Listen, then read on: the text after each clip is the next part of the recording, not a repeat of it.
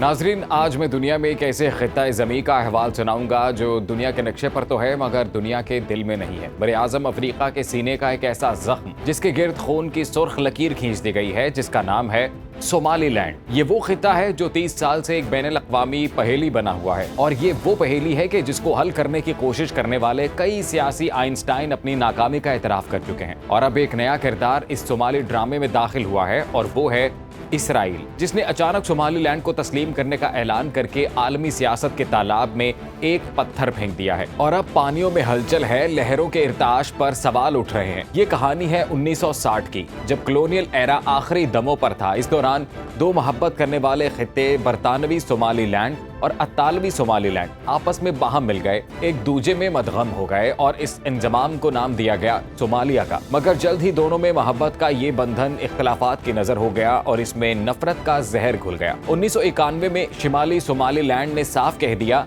बस अब नहीं, और खुद को अलग रियासत करार दे दिया। यही है वो सोमालीलैंड जो 30 साल से अपने पैरों पर खड़ा है, अपना निजाम चला रहा है, मगर दुनिया के नजर में ये असल नहीं है, ये एक फोटोशॉप है। मसला 30 साल पुराना है। तो फिर सोमालीलैंड अचानक से खबरों में क्यों आ धमका? अचानक इसराइल ने इसे क्यों तस्लीम कर लिया? फलस्तीनियों के हकूक गजब करने वाला, क्या ये बिल्कुल ऐसे नहीं है जैसे किसी ने एक सोए हुए जंगल में बंदूक चला दी हो? सवाल यह है कि इसराइल क्यों इस पहेली में कूदा? इसका एक ही जवाब है, जियोपॉलिटिकल स्टंट। इसराइल जो खुद एक मुतनाज़े वजूद है, वो एक और मुतनाज़े वजूद को तस्लीम करके कह रहा है, देखो रियासतें बनती हैं हालात से, यानी सोमालीलैंड को तस्लीम करके वो अपने होने की दलील दे रहा है। और दूसरी जानिब बुहैरा अहमर की राहदारी यानी आबनाए बाबुल मंदब पर नजर रखने की कोशिश भी कर रहा है। ये ऐसे ही है जैसे शतरंज की बिसात पर अचानक एक नया मोहरा रख दिया जाए। इसराइल का ये इकदाम ऐसा था जैसे पानी में आग लगा दी गई हो, इसीलिए OIC ने फौरी रद्द-ए-अमल दिया। पाकिस्तान, सऊदी अरब, ईरान, तुर्की समेत OIC के 21 ममालिक ने इसराइल के इकदाम को मुस्तरद करते हुए एलामिया जारी किया। इसराइल की जानिब से उठाए जाने वाले इकदाम को हॉर्न ऑफ अफ्रीका और बुहैरा अहमर के खित्ते में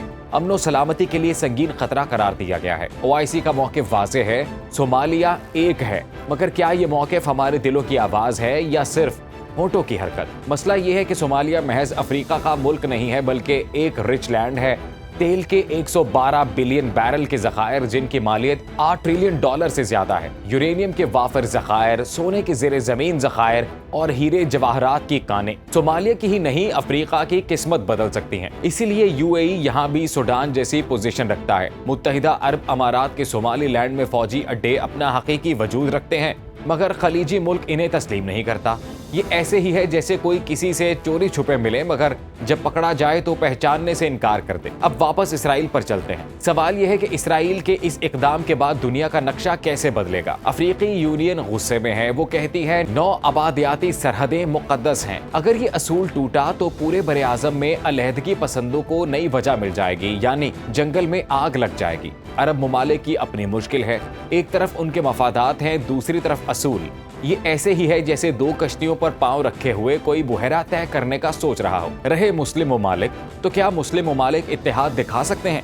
लेकिन मसला ये है कि मुस्लिम दुनिया में हर एक अपने मफाद का असीर है, और इसीलिए शायद ये हमारे इज्तिमाई ज़मीर का इम्तिहान है। सोमालीलैंड नया ग्रे जोन है, इसीलिए अमरीका, चीन, तुर्की सबकी नजरें इसी पर हैं।